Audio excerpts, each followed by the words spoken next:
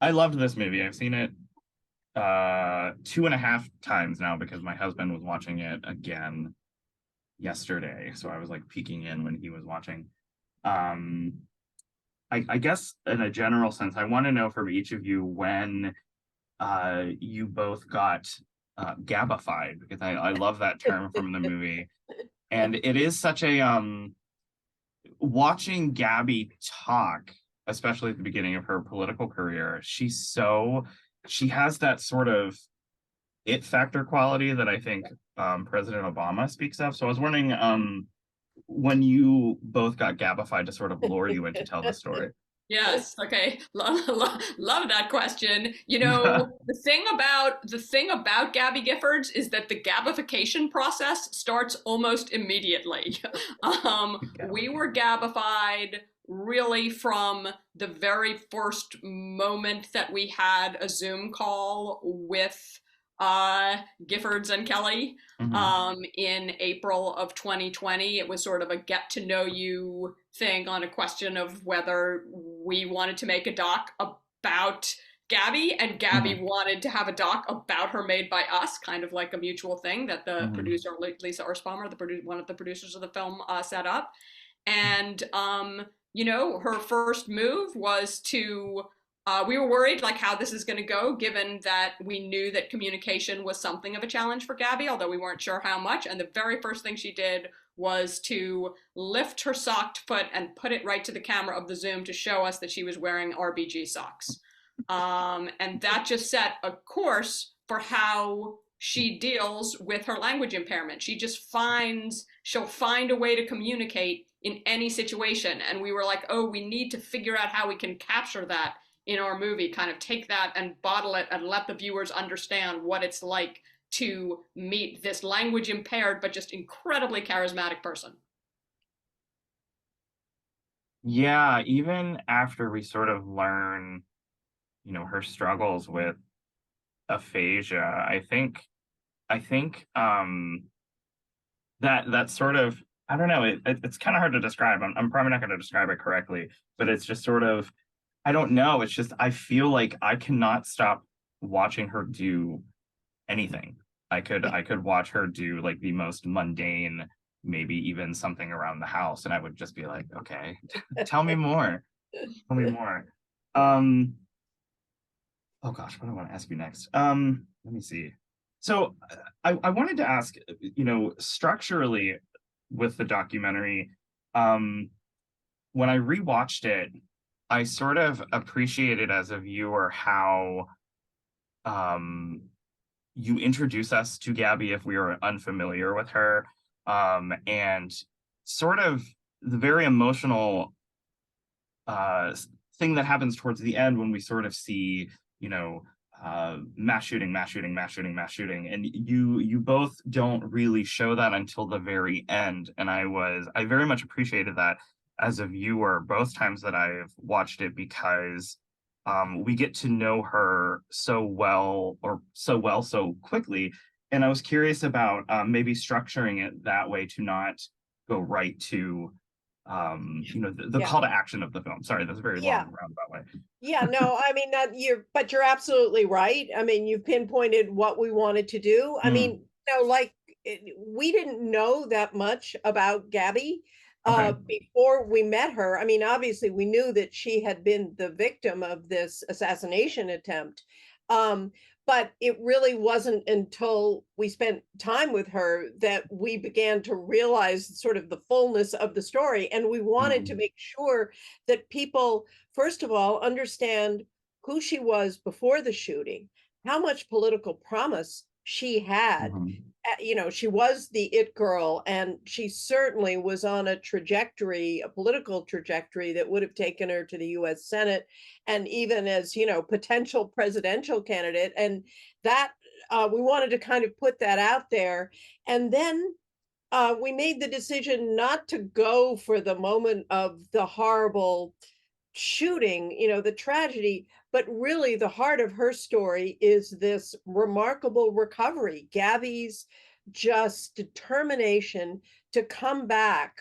Hmm. And so, we take you to this footage that her husband pretty incredibly filmed early on in her rehabilitation to show where she was and how she slowly got better, how that help happened with the help of the speech pathologist and just her Mhm. own relentless determination. Um, and then we take you to, first of all, what happened to her, and then her transformation into a anti-gun violence activist, which happened a couple of years after Mhm. she had been shot, and she was so moved by the horrible massacre at Sandy Hook. And then she started to re-enter public life in a new way with a new mission. Mhm. So that was really the decision we made about how to present her story as an activist, and this issue of gun violence, which is obviously important in the film, but it's Mhm. also, we take you there through Gabby's story. Mm. You know, that is something that is a really special quality when I was watching it, the excitement as we sort of chart her the beginnings of her political career. And it's even though um, I don't live in Arizona, or I never have, and as far as I know, she does not have any plans to run uh, for the presidency. But it was just sort of just I was just like, I want to vote for her. She's like the type of politician that, you know, when, like, say you talk to them, you can tell that they're actually listening. And it's such a really beautiful, probably unfortunately somewhat rare quality in this sort of uh ugly political climate that we're living in now, that it feels very, very special. So I keep saying how much I'm just drawn into her, but I feel like the film really captures this spirit that I feel like is harder to capture than people might assume. Um, I did want to ask about I lost my place. um, I did want to ask about not shying away from some of the really difficult moments of the film. The you know, the rehabilitation, like there's the moment where she like breaks down and she's, you know, she's very emotional. um I feel like and then also the imagery at the actual shooting. Can you tell me maybe why it is very important to show those images, and, you know, try not to be like gratuitous, like, just because I think that is also very important to the message of the movie. Absolutely. Well, striking that balance was just an Yeah, ongoing challenge in the filming hard. and in the editing of this movie. Um, we wanted to, first of all, you don't want to gloss stuff over. Like, Hmm. recovering from this level of brain injury Yeah. is not like, it's like you're not singing girls want just want to have fun every moment of it. Like, Hmm.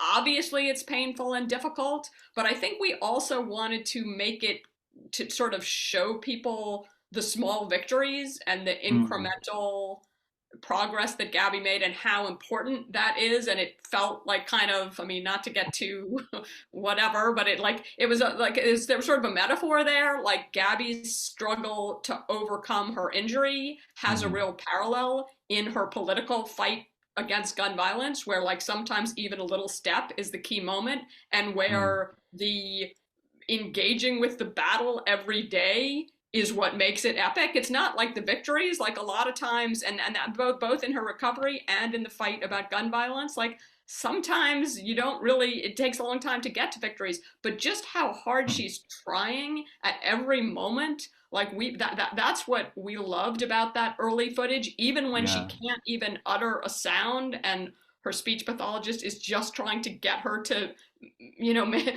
get her vocal cords activated. Hmm. Even though she doesn't succeed in that first day of trying, you see the effort that she's putting in, and you know the connection of how hard, and you're really rooting for her. That's how we Hmm. felt watching the raw footage. Like, there were just so many moments where you're like, come on, Gabby, you're Yeah. gonna do it. Like, Yeah. even if she doesn't quite get there. And Hmm. just the unbelievable empathy of her speech pathologist in that scene, Angie Glynn, who's like, I know this is hard, I know it's frustrating, but you're gonna get there. Just trust me, we're making progress. And you Yeah. could sort of see how that both the skill and the attitude of the speech pathologist like helped draw her along. I just like we showed the difficult moments that felt really essential to the story.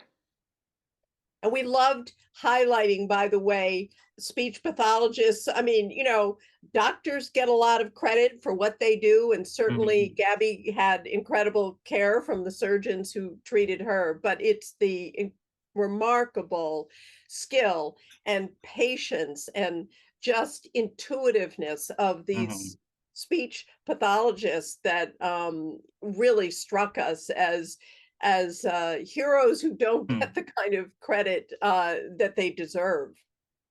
And Yeah, I think. yes, we've looked it up, and they're like speech pathology is like an 88% female occupation. Oh wow. So there's probably a connection between the undersungness of that job and the gender of the people who do it. Well, it's also like the connection between the two of them is really special. I think she says, she couldn't wait to get to Gabby's room just to get Yeah. to Yeah. to see what they could do that day. And I think that's a really, my husband is a doctor, and he talks about how connecting with families, and I feel like that has to be like a really special bond that I think also the film captures very well too. I did want to ask about something as a general sense, as for the two of you as filmmakers. Something that I appreciate about all the films that you do is whether it's RPG or Polymer. I love Polymer. I think that's a great movie. I think for me as a viewer personally, you introduce us to a person and you give us, maybe a little bit about their story, a little bit about their history. And I'm always excited as a viewer to go do my own research and learn more about them.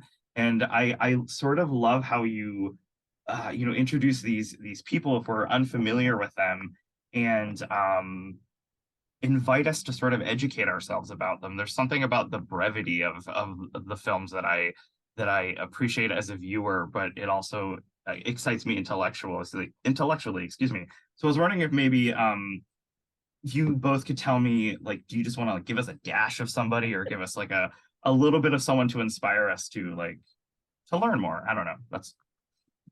I mean, I'm not sure. I guess we do want to leave you wanting more of the person. Yeah. I think the other thing we want to do is to let as much as possible the person themselves speak, and for you to hear that person's voice. And certainly that was a challenge with Gabby because communication is a struggle for her. But she has so many different ways to express herself, including with music. So that's one reason we really leaned into the music, because it's just so important to Gabby as a person and also for her recovery. But maybe we also try not to bore the audience. Like, frankly, we're trying never to make boring, never. film. We don't want it to be boring. And it's not that we want to leave out essential things. We don't. We really want to get to the heart of the matter, but we also don't want to keep, saying the same thing over and over again, and to let the story move along. And hopefully you get to the end of it and you think, wow, I could use another 15 minutes. That's good from our point of view. Yeah, it's there's something, the films that you both have done, especially in the last like 10 years, like I know you both produced oh my gosh, why am I blanking on the title? Lavender Scare.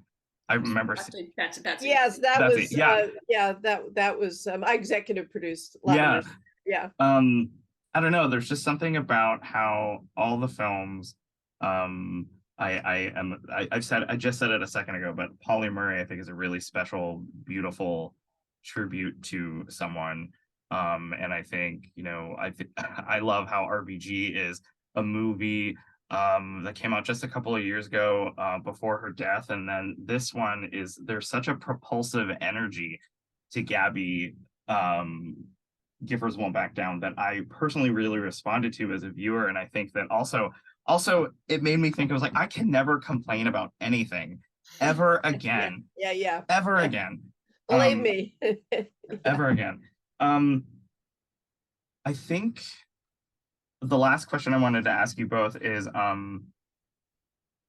lot of people were obviously very drawn into the midterm elections. I was very happy that Mark prevailed. And something that I think is worth noting is how much uh, space you give him as someone taking care of somebody going through a really hard time. I think that's a very beautiful sentiment. I love that we get to see him and her together and then also him by himself.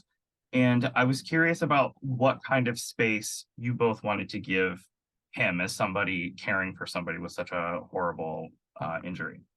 Yeah, I mean, I think there was a lot about the Mark Kelly aspect of this story that Hmm. was important and intriguing to us. Like, first of all, if you've probably noticed, because it's true in all the films we've done together so far, we love a good feminist love story, and this Hmm. one really felt like that. I mean, there's been a myth that there's something like unromantic about feminism, and we don't think Hmm. that's true, or unsexy, and we don't think that's true either. Even though obviously Mark Kelly is a pretty sort of epic figure in Yeah. his own right at this point, from the Hmm. Navy pilot to astronaut to U.S. senator just reelected in a purple state, like all these amazing things. I think we decided pretty early on that he was the secondary character in our Hmm. story. We wanted him to be in the supporting role and Yeah. showing, because in some ways that's what's so unusual. Like, having the big guy who's amazing and accomplishes all kind of things is a story we all know. Like seeing the importance of a man playing a caregiver role to his wife, which you actually Hmm. don't see very frequently because I think it doesn't really happen that often. Like that just seemed like important and like I don't want to say small, like it's like miniature, but like really big. Like that's like a big part Hmm. of Gabby's life is having this husband who really at this crucial moment did everything you would want your husband to do, and we wanted that to come through even while he's got this whole epic trajectory of his own. Like we really wanted it to be more primarily about him as the Yeah. husband. And he made the film possible in a really Mm. important way, picking up the camera so early on in Gabby's rehabilitation, at a time when doctors are saying we don't know if she was going to walk, we don't know if she's going to be able to talk. He Hmm. had faith that that was going to happen and that Gabby was going to want to see it. And Yeah. then I think it's pretty courageous decision on both their parts and really indicative of the attitude they have about accepting what has happened to Gabby, of just saying, okay, we'll share it. We'll let Mm. you see what she went through. And so, we're very grateful to him for having been our cameraman for that part of it. And also, to both of them for letting us use the material. Yeah. And you reminded me of in the, Julia documentary. I mean, Paul Child supported his wife like Yeah. nonstop. Like Yeah. it was like, I don't know, men supporting their wives in a very devoted way. It's really sexy. It's just Yeah. like, yeah. Yeah. Um, well, thank you so much for your time. Again, thank you for letting me gush at you. I love the movie. I think it's really beautiful. It's Thank a you. beautiful testament to resilience and love and passion. So thank you so much for your time and good Thank luck you, to you this Joey. season. Yeah, Thanks. thank you. Have a good Bye. day.